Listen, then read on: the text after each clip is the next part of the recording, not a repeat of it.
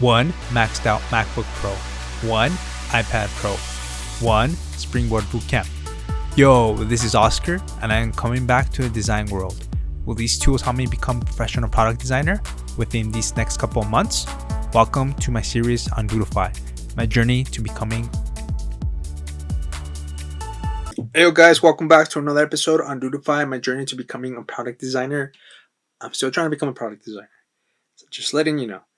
So let's move on with the video. So let's talk about user interviews and how important they are. So user interviews are conducted after the screeners. So like after you know who you're gonna actually interview, and this could be done like in your Google form, like you did a survey and then you figured out who you actually want to interview. So you contact them via email, and then you set up a time and then a date, and then you have the interview. So you're wondering what questions or what exactly do I ask the person I'm interviewing. So you basically introduce yourself. So hi, my name is Oscar Perez, and explain the study and the purpose. And so like for example, you don't actually have to be very specific because you don't want to motivate or influence their whole responses throughout the interview. So for example, mine would be, I thought you were a strong candidate and I am looking forward for your responses regarding our important study on people understanding and reading nutritional labels and values. It has to be very, very short, not that long either. And then following that, for them to be more comfortable, mention if you're going to record it, if it's either video or audio, mention that to them that you're going to actually record it so they can be more comfortable and not nervous throughout the interview. That if they're asking themselves if this person is recording me or not, and they get like more nervous answering questions. And then mention that if it's confidential, if it's not, if you could like publish it later on YouTube or wherever you want to, also mention that. So questions that you should avoid is questions that are biased. So you don't really want to influence them by naming like a specific company or product or anything. So like, let's say, would you rather use this or that? You don't really want to name anything because that'll influence their whole like response, and then their whole like they're following their whole interview process too. So another one is that comparing it to other products. You don't really want to compare anything because you want it to come out from the user and you don't want to influence them again. So what do you think about that? Another one is that you don't really want them to overthink it like twice, because they're like, you ask them a question and then when you ask them what do you think about that, they kind of overthink it, and then it just becomes a little more confusing for them. So you don't really want to ask them that. So another one is that, would you rather push or click this, or would you push this buy button, would you push this menu, would you push this button? Like, you don't really want to ask that because you want them to be more natural flow. A good way that you could do it is that you could actually have the product with them, and then for them to touch it and then use it, and then could actually narrate like their process or what they think throughout like while using the product. Another one is that don't be intimidating. Don't cross your arms, be more open, smile a little bit, have a warm, relaxed tone. Don't look over the shoulder and ask questions. Don't be looking sideways, don't look down. Be looking at them and overall making them feel in a relaxed way. So another one is silence. Silence is very important because it gives them time to answer your question and for them to think about it. So like if you ask a question and then it stays like a little bit like quiet, just let it be quiet. They're thinking about it, and just gives them a better time to give you a better response sometimes. So just stay quiet at sometimes. It'll really help out. And then follow-up questions. So like, let's say you ask a specific question and you want like more information about it. Like if they just say like yes or no, or and then that's it, but you really want more, you can ask them like, how so, how come, can you explain me more, tell me more. So that's a way you can get more information off them without being like specific or biased. And for the last question is you go ask them follow-up questions and just basically what they thought or their opinions or anything. So yeah, I'll be including in this end of this video, I'll be including my interview. One of my interviews actually is my first interview. So I was pretty serious at first because it was a little harder for me to be myself, especially with like my friend. I didn't really want to be be not like serious, because usually like my friends don't take me serious because I like to be like playing around a lot and I like to joke around a lot, and it was a little different for me to be serious on here. But hopefully this interview helps you out. It helped me out because as I interview more people, I was able to feel more confident, more comfortable asking questions and asking like follow-up like questions to get more information on them. So pay attention to those because those are important for you to use for your interviewees. So again, hopefully you guys enjoyed this video. Hopefully you guys get to ace those interviews. And yeah, that's basically it. So hope you guys take care. Don't forget to subscribe and peace out. Okay, so my name is Oscar and I am currently registered for a UX and UI program at Springboard. I previously gave you a survey to fill out and I felt like you're a strong applicant for the interview, so that's why you're here. And basically my research is based on people reading and understanding nutritional labels and values. Hopefully you could answer certain questions for me. And I feel like your responses would actually help me in the long run with my research. If that's okay with you? That's fine. Okay. So, the first question is, what do you think about nutritional labels and values? I think they're a great way to educate customers about what they're putting in their body and give them an idea of what it is in that specific product, if it's healthy or not. Okay. Tell me like a little more about that. It's very confusing at first, but after a while you get experience that looking at the numbers and figuring out what it means. Basically, when I look at the nutritional value, I just look for something that has low fat, low sodium, and low added sugars. Okay. Okay, good. Do you feel like you could understand nutritional labels and values? Yeah, a little bit. What can you understand? I understand that you're supposed to avoid trans fat at all costs and try to avoid saturated fats and try to go for low sodium things. And try to look for like vitamins and minerals as an added bonus. Why is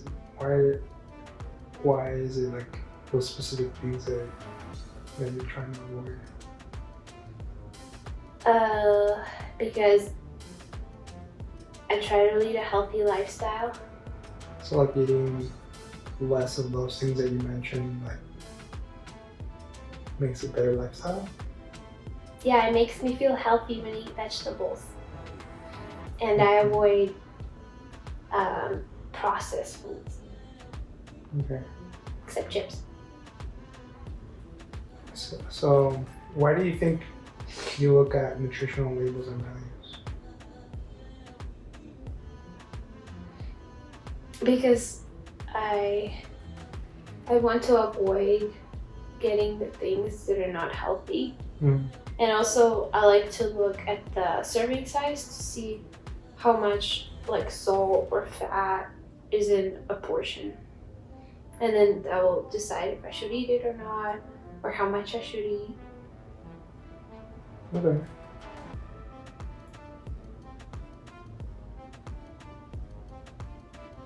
How do you feel when you learn about nutritional labels and values? I like it. It makes me feel more confident the more I know about them, because it will help me choose what foods I should buy at the supermarket. Yeah, tell me a little more about that.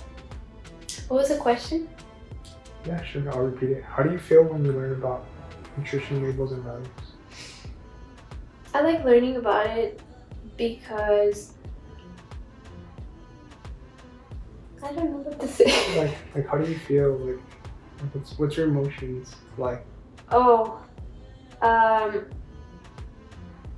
guess I learned about it in school, and I forgot most of it, but the basics stuck. Of course, I have questions. I'm just too lazy to look them up about the values, but I try my best to stick to the foods I already know that are healthy. That way I don't have to always read the labels. But when I find like a new food, I would be like, that looks good. Let's check out the nutritional value. And then if it's healthy, I'll get it.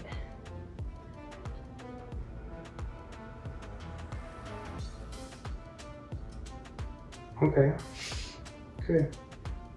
So do you believe reading and understanding nutritional labels and values brings value to you? Yes, of course.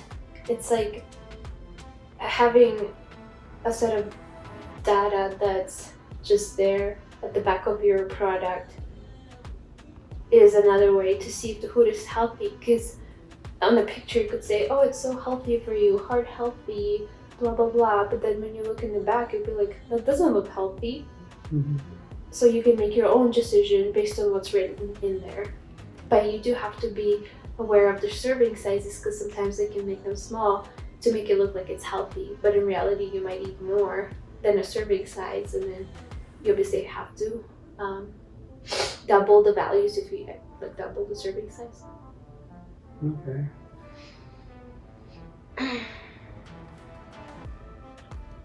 How do you think you could understand nutritional labels and values better? I guess if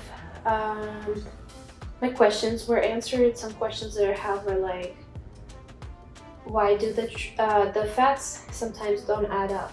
Even though they list all of them, sometimes it's just not the total fat. And I want to know what's the other fat. Like, why don't they list it? Are they hiding something? And then I also know that sometimes they list they don't list trans fat if it's less than 0.5, and they don't have to list it. But sometimes some foods like popcorn or creamer might have trans fat, but they just don't list it because they know that if they do, people would not get it anymore. Mm-hmm. So like that's kind of confusing to me. Sometimes I don't know if it has it or not. Yeah, that would help, knowing that. And maybe if they made their serving sizes a little bit bigger on some foods, like chips for example, it would be more helpful. How so? Because some of them are really small, and people when they usually eat chips, they eat a lot more than the serving size. Did you find it like difficult to like calculate? Yeah, it's a little hard because, like, if you eat like instead of 10 chips, you eat 20, you just double it. But what if you eat like instead of 10, you eat like 13? How do you make it? Mm-hmm. It's harder. It gets harder and more complicated. Okay. So what do you find most difficult when reading nutrition labels and values? I get confused when they say based on a 2,000 calorie diet. I get confused because I don't know if my diet is 2,000 or 1,500. Like, I don't even know what my diet calorie requirement is. So I'm like, well, if I don't eat that much, then this nutritional value is too much for me. Like, all these numbers are like, they might be normal, but if I have to eat less calories, then they're too high. So that's confusing. Okay.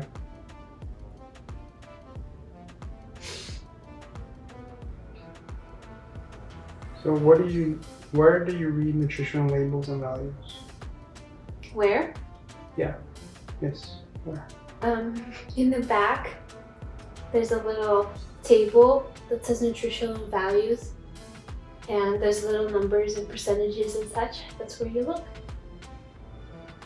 Like, for example, like in a place. Oh, I thought you were asking me where it's located. No. Like, where do you read them? Oh, well, usually before the pandemic, I would read it in the store, but now I read it online on the Target website when I order chips. It's online grocery shopping. Yeah. Okay. Anywhere else?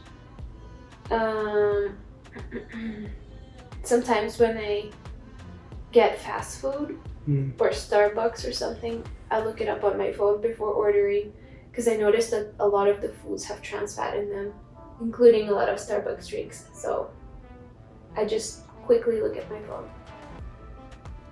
Why do you look at specifically the trans fats? Because you're supposed to avoid them at all costs. They could lead to clogged arteries, which could lead to higher blood pressure, strokes, clots, all the bad stuff you want to not get. Okay. Do you remember reading them when you were in high school? I don't think I ever read them in high school. No? Did your friends happen to read them when you were in school? No. Okay. We didn't care about that. We got a lot of snacks and we used to watch movies together. Okay. Why do you think reading and understanding nutritional labels and values is important? It's important if you're trying to lead a healthy lifestyle, so you could be more mindful of what you're putting into your body. I don't think necessarily you have to be obsessed with numbers and count, like, oh, how many grams of sodium or milligrams of sodium did you eat today? Unless you have heart disease and your doctor tells you to count, like, I don't think you should. But it's just good to know, like, oh, this has way too much sodium. Like, these canned beans have too much sodium. Let's not take them. Let's take these low salt beans instead, or something like that. Okay. It's just good to know what to avoid and what to buy. Okay. So tell me the last time you looked at a nutritional label and what your experience was. Oh, that was a while ago.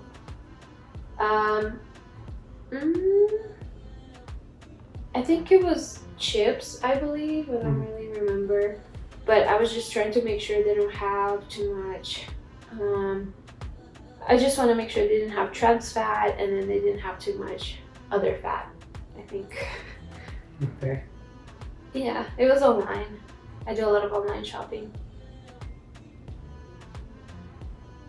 And why was that important to you?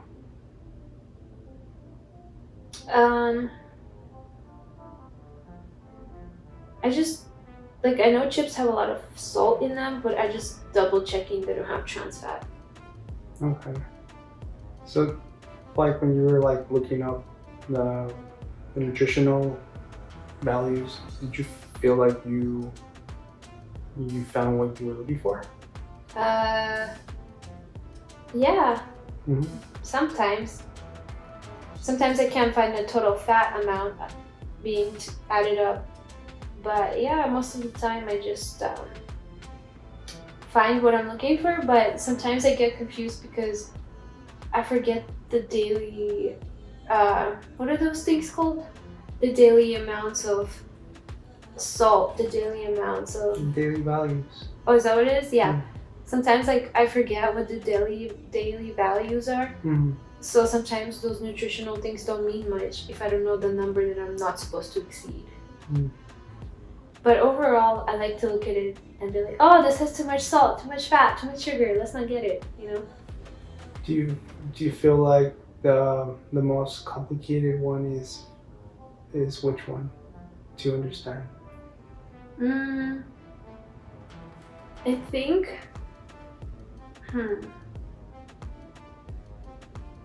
I don't know. I think probably fat. Fat. Because there's so many of them. So, like, what do you mean, like, so many? There's the poly, the mono, the trans, and the sat, and the total. Okay. And it's just so many to remember, like, and also carbs. Sometimes I confuse sugars with carbs, and I sometimes think they're the same thing, but they're not. So that's confusing too a little bit. Can you explain more about that? Like sometimes I think carbs mean sugars, but it's not. They're like similar, but they're not. Like I probably should know that, but you know, I forget. So going back to the total fat, you mentioned that there were just confusion between them because they didn't add up. Yeah. Okay. And it makes me like think, are they lying to me that there's no trans fat, but in reality there is? They just didn't put it down, that's why they don't have an app? Or is it because they just didn't list all the fats? Okay. So that's confusing. Okay. So do you find that it's like similar confusion in carbohydrates and sugars? No, I just confuse like carbohydrates and sugars in general. I don't know if they're like the same thing or if they're different. I think sugars just mean added sugars and carbohydrates means the sugars that are natural. I don't know. Okay. So what's the answer? You should know. I can't tell you that right now, I'm sorry, but... What's okay, I'll Google it. Okay. So how do you think understanding nutritional labels and values relates to health? I think that people who are like trying to be very healthy try to avoid a lot of sodium to not have increased blood pressure, and they try to avoid processed foods that have a lot of, you know, fats and sugars, because sugar is very bad for you, especially if you eat a lot of it. Most people do, I think. Well, why so? What? Like why sugar's bad? Because they're called the silent killer. They affect so much. Can you tell me a little more?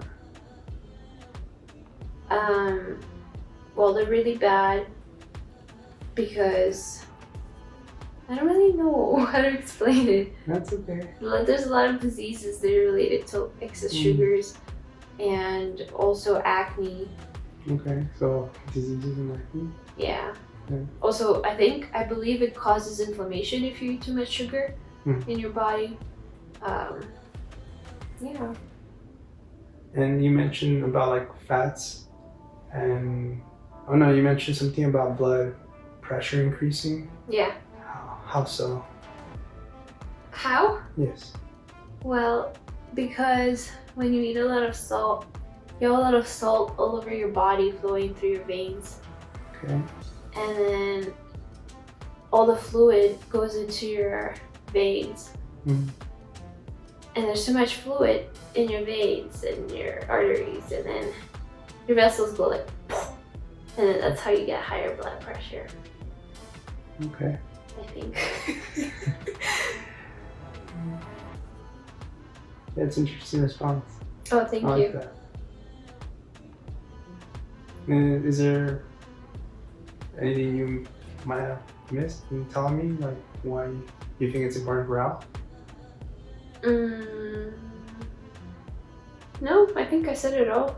Foods to avoid, foods to eat,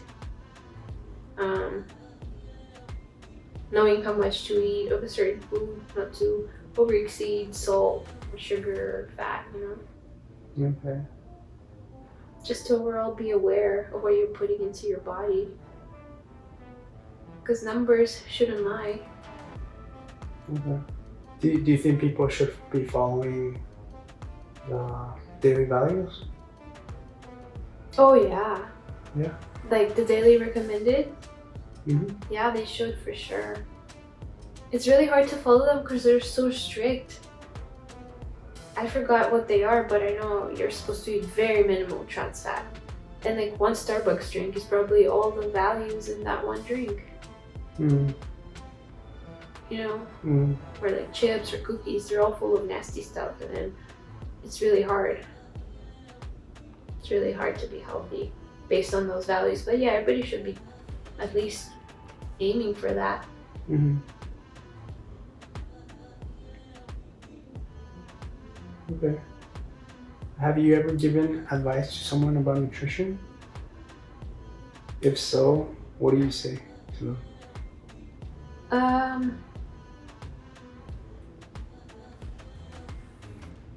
I did, yeah.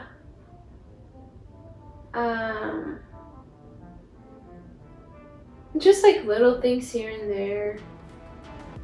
My sister doesn't really eat any meat or fish because she's a vegetarian, so I encourage her to eat some kind of protein so she won't always be hungry. Because she sometimes just eats like pasta and salad and corn, and then like 30 minutes later she's like, I'm hungry. So like I tell her like what she can eat so she won't be hungry.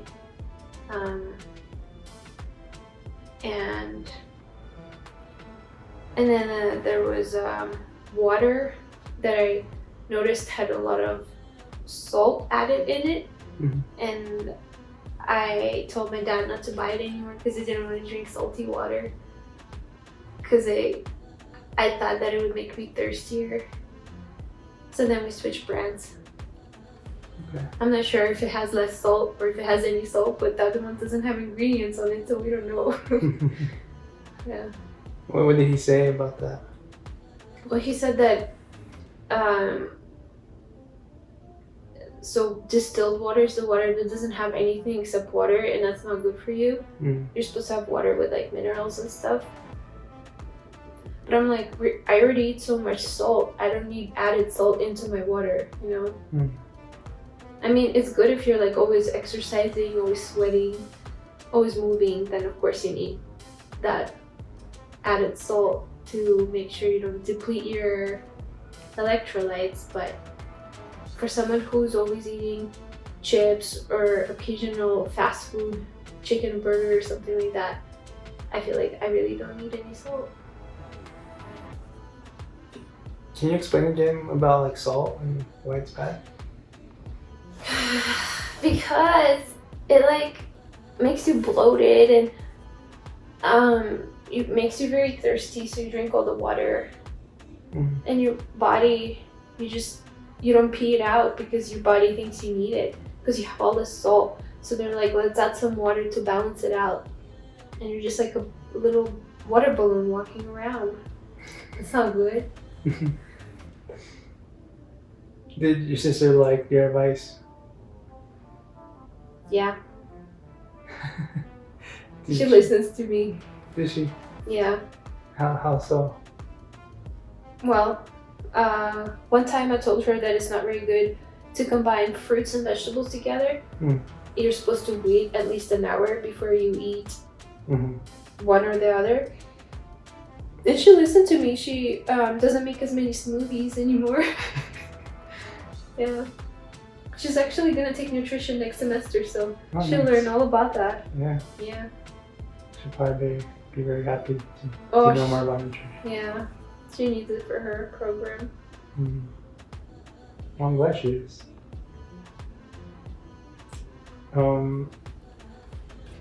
Have you ever showed someone how to read a nutrition label before? No. Oh. The Nobody Well- really asks anyway. Mm, But if they ask me, I would totally tell them what I know.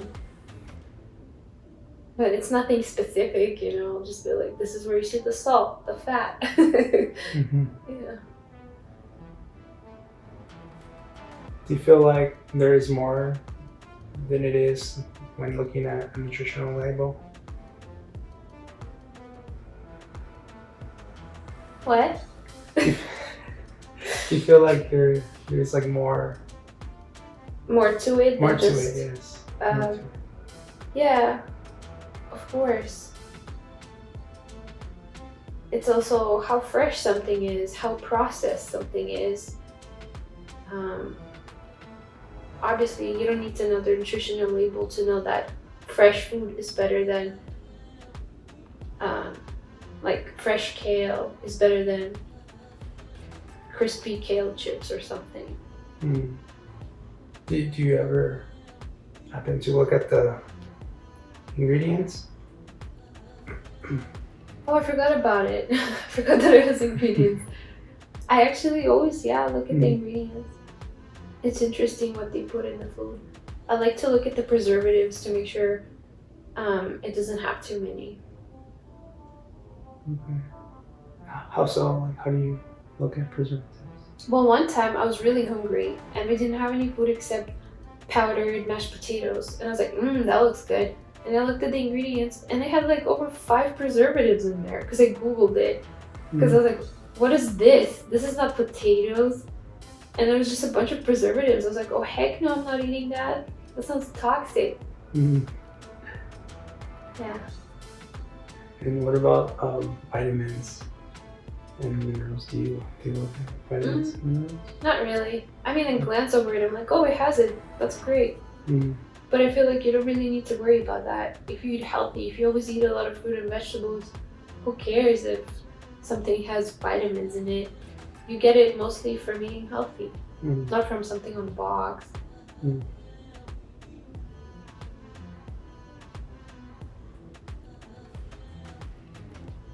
And I noticed that you didn't really mention about protein. What do you think about protein? Oh, I forgot that it has protein. Does it? I'm like forgetting what it has in the nutritional label. Oh yeah.